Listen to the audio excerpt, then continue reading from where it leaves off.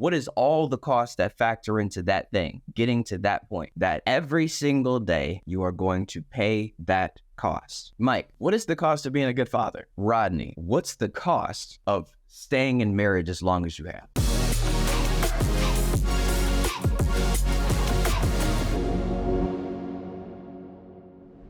What is up, everybody? Welcome to another episode of the Today for Tomorrow podcast. You already know who it is. We got Pastor Rodney Kim.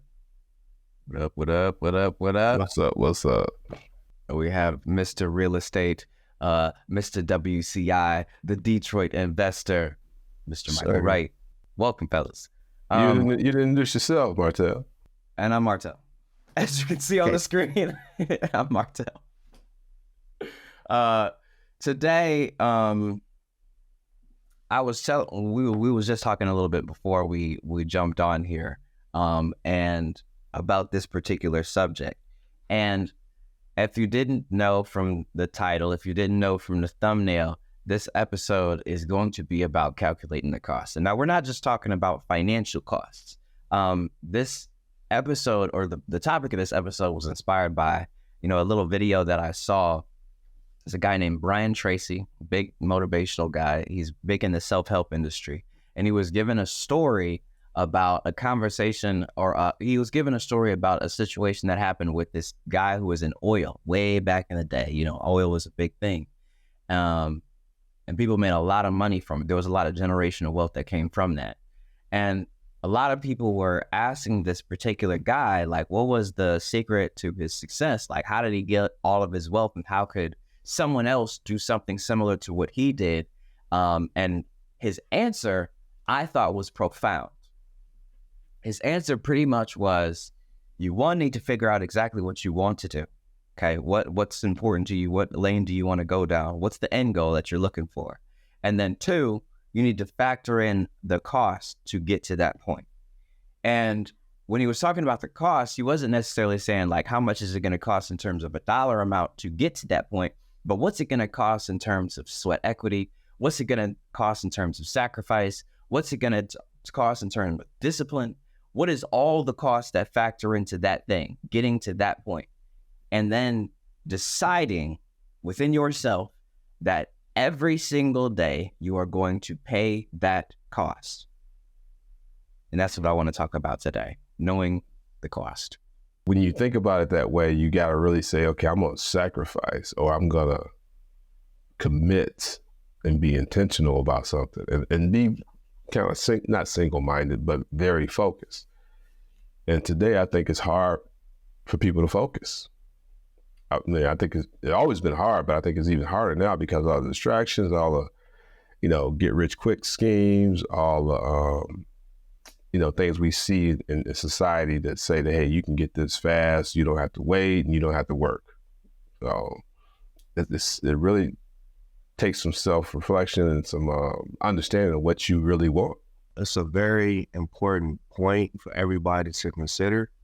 And you know me, I'll always bring it back to process. Like, you really have to get comfortable with paying that cost, like, very frequently, and the reason why I say that is because early on, it may not be fully clear to you. Like, some people specialize early and they have this vision and that's where they stay. But a lot of people, they kind of are still figuring it out, and the thing is, you have to be willing to take steps though. And as you take those steps, you have to have faith that the next step will be revealed to you, even though you may not be able to see the whole stairway right now. And so when you say, like, you have to be able to embrace the cost that it's going to take, I just think about just every day, just having that mindset where you're waking up, you're getting to it, you're focused on things that you have to go after daily, right? And as you go after things, you may have to pivot along the way, but the whole mindset and the attack mode is present. Rodney, you said one point that about people. A lot of stuff is coming for everybody's attention, and that's true. I mean, we've talked about it numerous times about like social media. We talked about like there's a whole bunch of stuff that you could go in all these different directions. There's this person who's telling you, it's only going to take in a week, I'll make you a millionaire. There's this other person who's telling you, I'm going to get you 100 properties in a month. And it's like, you can go ahead and dabble here. You can dabble there. And it's, if we're talking about health, okay, there's the keto diet. Okay. There's the vegan diet. Okay. I can do the intermittent fasting, or I could do X, Y, and Z, or, and then you got in the dating world, you got all these different things that people try to do. And there's so many things, so many options that it's very important to figure out exactly what you're going to do and where you're going to stand, because, today, and this is why I say like today is like, I don't know, the perspective of a parent, but I feel like today is probably the time in history where you need to keep the closest grip on what's trying to get at your kids today, because they coming at them from everywhere these days. And so it's like, because there's so many things in that development process, like Mike, you were just talking about, there's so many in this development process, you're trying to kind of figure out what your lane is going to be. Some people start off knowing, okay, I'm going to go down this lane, or, I'm the son of Henry Ford, so I might just go in the motor industry. But then there's other people who are trying to figure it out. I'm going to dabble here in photography. I'm going to dabble here in video. I'm going to dabble here in graphic design. Okay, so I figured out that I'm passionate and I'm best at doing this, so I'm going to go down this lane. But all during that process of figuring that thing out, there's probably 100,000 different people or different organizations or different causes that are trying to get you to move in their direction instead of the one that you might be called to go down. And so I think it's important to have that prayer life intact, so that you got the Holy Spirit speaking to you on a regular basis. But knowing that cost, once you get to that point to figure out what that lane is, that cost, I mean, let's talk about this. So, Rodney, what's the cost, okay? What's the cost of staying in marriage as long as you have? What you have, at least in my mind, and it's probably, I'm glad you brought this up, because before I got married, when I knew that Sherry was the one I wanted to marry, I committed in my head. I was like, boom, before I even proposed, in my mind, hey, this is going to be my wife. These are the things I got to stop doing. I'm not, okay, no other females, boom. If I can't commit to that, if I can't commit to being with her and only her the rest of my life, and it starts in your head, then it ain't no need for me to get married. If I cannot commit to say, you know what, I'm going to, sacrifice myself in the sense that a lot of things I want to do for the sake of my marriage, ain't no need for me getting married. So I go back there because that's when I looked at what you say the cost is. And to stay married, it was like the same thing, commitment, okay? Staying committed to her, making sure that our relationship come first. So that means this other relationships will have to be secondary. Follow me? So the cost is that, hey, not nurturing other relationships. Not that I don't have any friends, but nobody getting put before my wife. Follow me? So I don't make it to, going to homecoming because I'm like, look, not that I couldn't go, I don't go because I don't need to be in that crowd. That's all I'm saying, okay? It's the cost. Yeah, it's the cost, So certain things I don't do, that I probably would do if I wasn't married, because I'm like, that I don't need to do that. Not that I don't trust myself, but at the same time, I don't want something popping off. Anything can happen. Hey, just avoid it. The fact that you had to, first we're talking about committing, because that's the part that we didn't necessarily state in the beginning, but there's a commitment that has to come. You have to commit to a lane, and then you have to pay the cost. So if you ain't committed to nothing and you just rolling free doing whatever you feel like doing, then there's there's always going to be, like I've said before, there's sowing and then there's reaping. And so whether you decided that you were going to commit to something good or not, you've decided to something, right? No answer is an answer. And so if you decide that you don't want to go down any particular lane, or you want to dabble in everything, and you definitely don't want to be dabbling in everything when it comes to relationships. But if you want to dabble in everything, there's stuff that is going to happen from it. There's stuff that comes from that.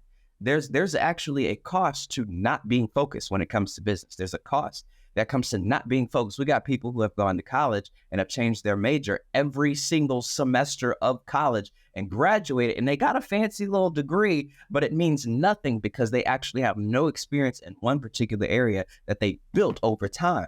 They are just new to everything. So when they get out of the school, they get a random job that probably isn't as high as they could have gone if they just figured out where they was gonna go, plant their feet, and then move down that path. And so that commitment part is absolutely crucial. But then we talk about the paying that cost. We talk about, like, if I'm trying to get healthy, what is my cost? The cost is, okay, I cannot eat everything that I want whenever I want to eat it. I can't just go to sleep whenever, wake up whenever, eat whenever, and then not exercise. That's not how that works. So, cost. Mike, what is the cost of being a good father? You have to basically become extremely more selfless, not selfish, but selfless. In my case, I have 4 kids. My oldest is 9.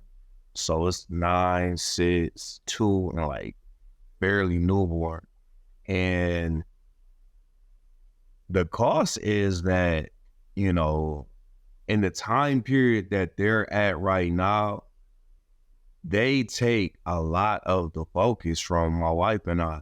And it just comes with the territory. Like I always tell people, like, hey, it's not an easy job. I'm not going to, lie to you and say it's an easy job, but it's very fruitful. It's very fruitful. Like, I mean, it's something that has unlocked gears in me that I didn't know existed before.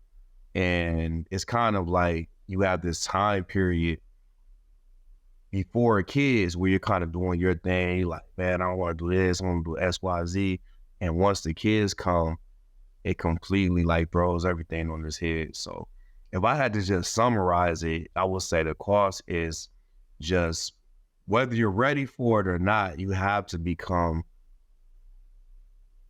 way more selfless. Your focus has to immediately shift. Like, I could have a whole day plan. If one of the kids is feeling under the weather, it completely takes precedence over whatever I have to react to that at the age that they're at now. There's a guy, his name is Dewey, and he's the co-founder of this big dental implant company. And he's also he's the head of marketing for it.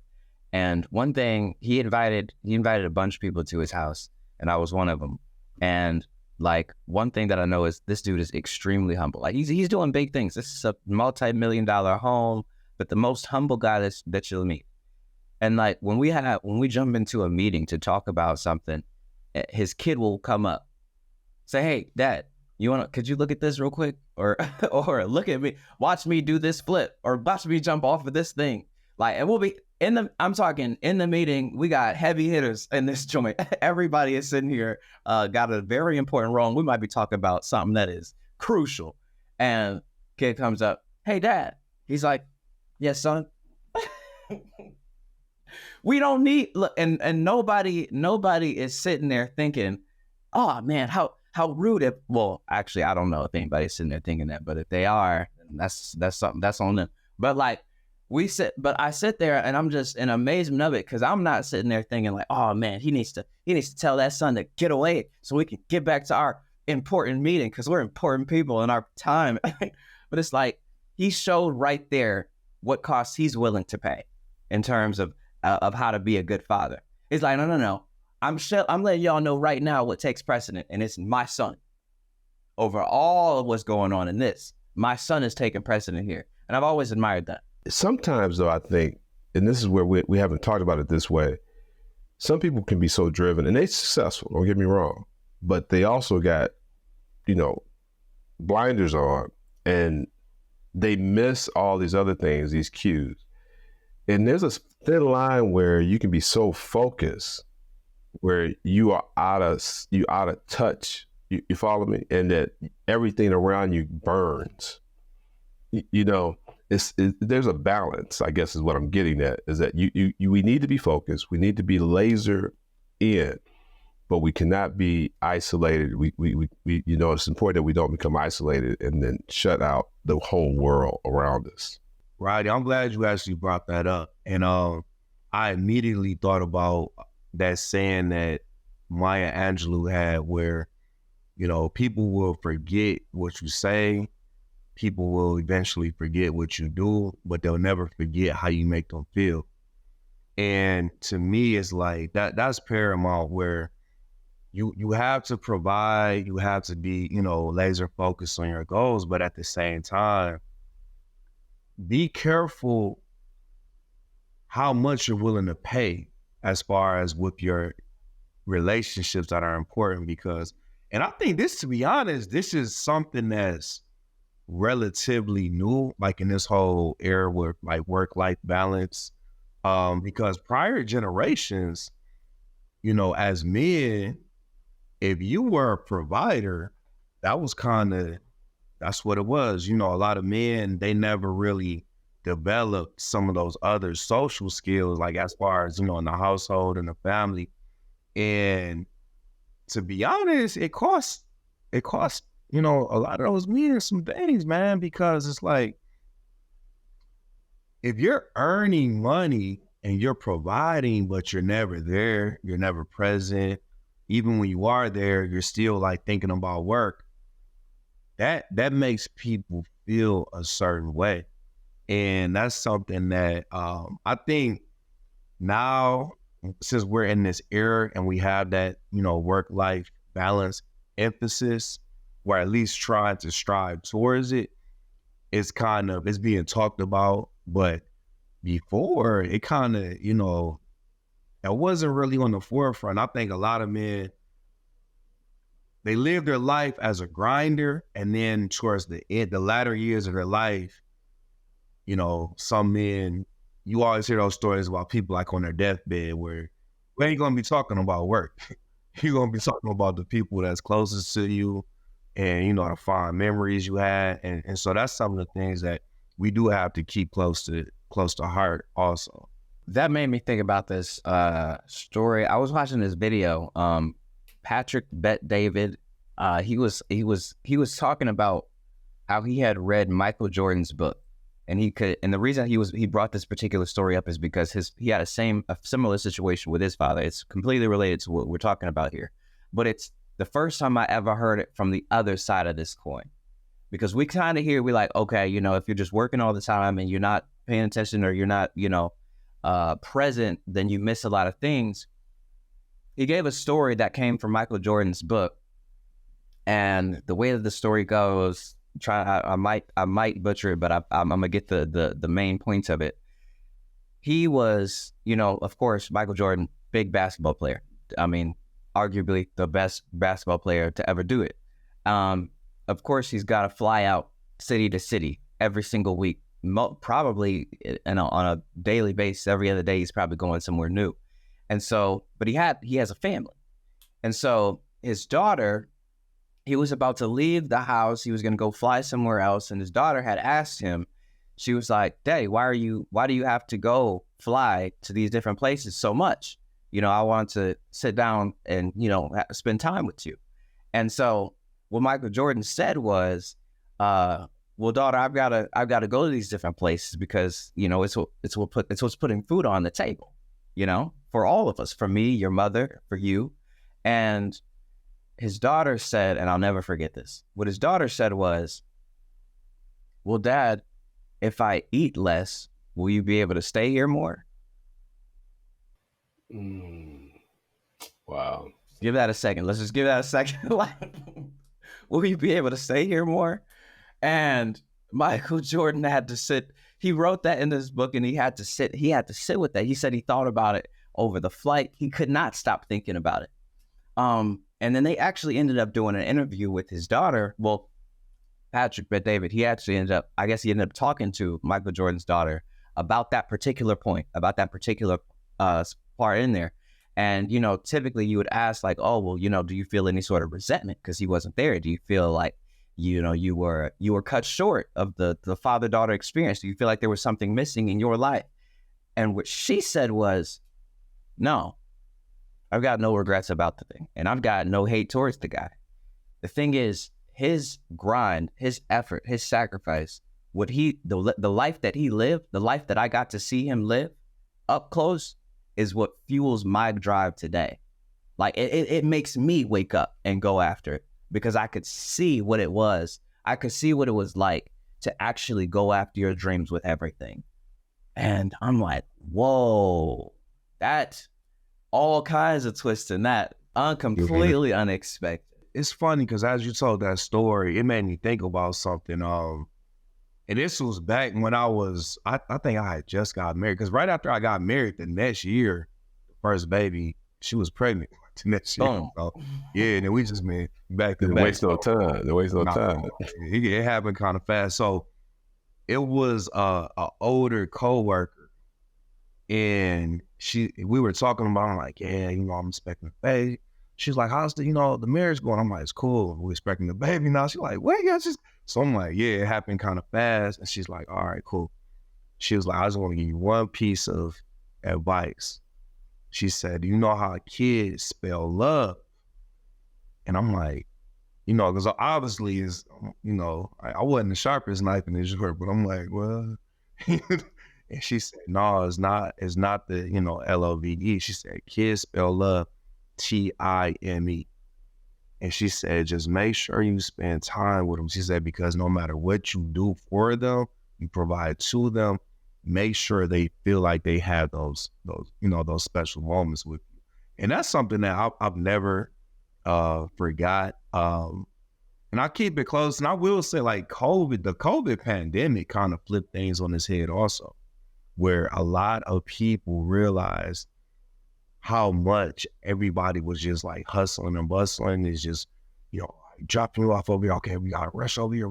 You know, after that, we were forced to slow down. And once you kind of got a taste of that, a lot of people, there's certain aspects, they're not willing to give back. You know, they're like, nah, I need a little bit more of the balance because the world can stop on a dime, you know, or with work. You can look at somebody like in my situation, you're at a job for X amount of years, and one day the whole situation can change. And you got to be willing to, look at it as a blessing, and you move on to the next stage in life. Because if you don't, it can really rattle you. If you put all of your effort and time into that work that's not yours in the first place, if it's taken away from you, it can really shake your world. I've seen people where, I mean, they literally were on the verge of like not wanting to be on this earth anymore because they were so tied to this position. Man, Mike, I'm glad you shared that. And it goes back to what Martell was saying about Dewey and his son, how Dewey made a commitment that, hey, he gonna be there for his son whenever, or kids, period, regardless of what's going around. That's the top priority. And Mike, like you said, spending time. And, you know, and even the work example, people who make work, that job, that job, or that working for that company, their number one priority, that's where their focus is. And but I don't think we often, and this whole topic's making me think too, is like, you know, what is my, I mean, I know what I'm focused on, but what's my hierarchy? You know what I mean? And what's that? Because I feel like I don't have one sole thing that, well, I do. I mean, my thing is God. Okay, I need to serve him. I need to do what he called me to do. But that has multiple tentacles to it. And, you know, how to prioritize those things, and how do I prioritize them? Sometimes, like you guys know, the walk I'm going down now, we all going down different walks. My main focus is maybe in this area, getting the church going, you know, focused on getting some things done. And so that's where most of my energy is going. But then tomorrow, once we get that, then that focus change. So maybe we talk about that a little bit, how it evolves, because it don't always stay the same. 100%. And really quick, I was thinking back on Martell's earlier example of the kids in college, well, the younger people, not kids, but the younger people in college changing their major. But the funny thing is, a lot of those younger people, a lot of them not even whatever they landed on, they still not even gonna work in that field. And that's the part where that's the part where I always go back to the process. And I know once we know our thing, we gotta focus on that. But the reality is your thing, it may not be fully clear at that moment. And it also evolves as you evolve. You know, my thing at 25 was different than my one thing at 30. That was a little bit different than my one thing at 35. Now, they all had common denominators, but we still have to be open and fluid enough to kind of evolve with the natural state of things. We got a lot of distractions in the world, okay? We got a lot of distractions. But I also, too, want to make sure that we emphasize the how important it is to actually pick a lane to go down. Because that person, like, that is like, it's kind of seen as like something that's like, oh, you know, everybody changed their majors a few times. It's, you know, the average that most kids or most people in college, they change their major X amount of times before they graduate. And that's kind of normal. And so we kind of put it off as something that is normal, but it's like, there's a compound interest that comes with being able to focus on something. There's the process, right? If you figured out the lane that you're going to go down, and you understand the process to get to a certain point, and you know the principles, there's a compound interest, just like when it comes to investing. Like if I've got money over here and I continuously put money into this spot, one, there's money that is increasing because of the extra money that I'm putting on top of it, but also the interest that's building up in that same area. Say it's going up by 12%. By X amount of time, it will seem like the whole thing has increased exponentially. And that's the same thing when it comes to a skill set. You have to be able to master certain things.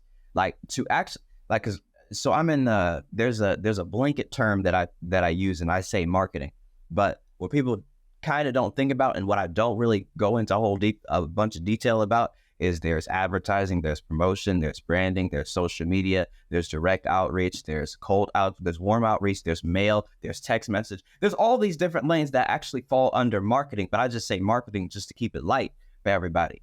But it's like there's a bunch of different skills. If I pick the lane of video advertising, there's a handful of different skills that I have to master to actually to actually make an impact in this particular lane. And if I decided that, well, you know what, I'm going to do photography today, I'm going to do video tomorrow, you know, I'm going to do paintings next week, and I'm going to be a chef next year. I will never be able to give myself the compound interest of that time if I don't focus on a particular lane. After 10 years, I will be only trash at cooking, trash at photography, trash at videography, and I will have not achieved anything of any real significance because I didn't decide that I was just going to pick a spot to go in.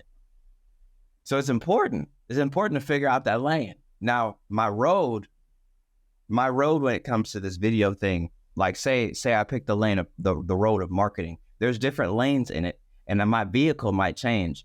But once I figure out the lane that I'm going to go in, now I can press the gas and go full. I don't know about you guys. It kind of, as I think about it, I get conflicted a little bit, because when you do choose that lane and you go down it and making sure that it's not a selfish thing, like going back to when Mike talked about being selfless as a parent, is that my motivation got to be right. I shouldn't say, for being personally, my motivation has to be right. Because as we know, we didn't talk about this a lot, but sometimes the motivation to go do these things is really, it could be greed, It could be power that people are seeking. So I think it's important that whatever we pick, that we understand what's motivating us to do it. And is it coming from a good place? And we also got to keep in mind is seasons to this too, where, you know, we're a perfect example of each of us are in 3 different seasons of our life. And so I would agree 100%, like, what Martell is saying, you can't be just constantly jumping around and chasing shiny objects, because that's a recipe for disaster. Yeah. So just to be very clear, like, definitely recommend that you pick a lane and you start working towards that. That's number one. That's in the beginning. You have to do that. And going back, because I was even thinking about my previous statement where, you know, my one thing has shifted in these time periods, but there was commonality also. Like, my real estate has always been the overarching umbrella.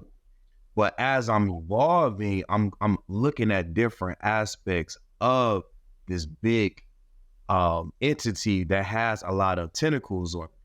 And so I think the main thing is going back to that beginning thing that I always talk about is you have to be comfortable paying the cost just daily, man. I think that's one thing that I, you know, as far as like a tip for somebody, just embrace that idea. It's going to cost you. Like, it's not going to, Marcel and I, we were having a conversation about a snippet from a coach, a video that we saw on social media not too long ago.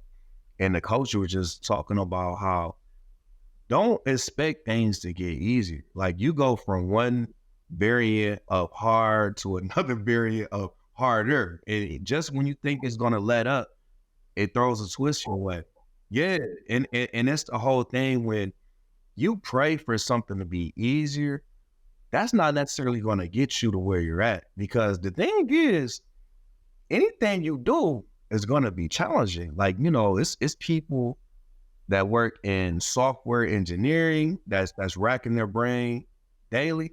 And it's custodial workers that are keeping our schools clean and the bathrooms clean, that they take a lot of pride in their job. And that's hard for them because they may have complexities. There's the people who decided that I don't want to do anything difficult, and your road still ends up difficult because someone is telling you what to do every day. Yeah. It's probably going to be more difficult than it could have been. I don't know, Martell, you got any other nuggets before we close out on this one? I know Mike gotta go, so I ain't got no nuggets till the next episode. But actually, you know, we gotta just talk about Men 2.0. Hey, if you haven't already heard about Men 2.0, it's a great, fantastic group. Men meets every second Saturday of the month. It's going to be moving to a new facility very soon. Stay tuned for that. But all the information is in the description, or you can press the card on the screen. Thank you for joining us. If you like this episode, subscribe. But you're going to love the episode that is on your screen, and we'll see you there. Peace.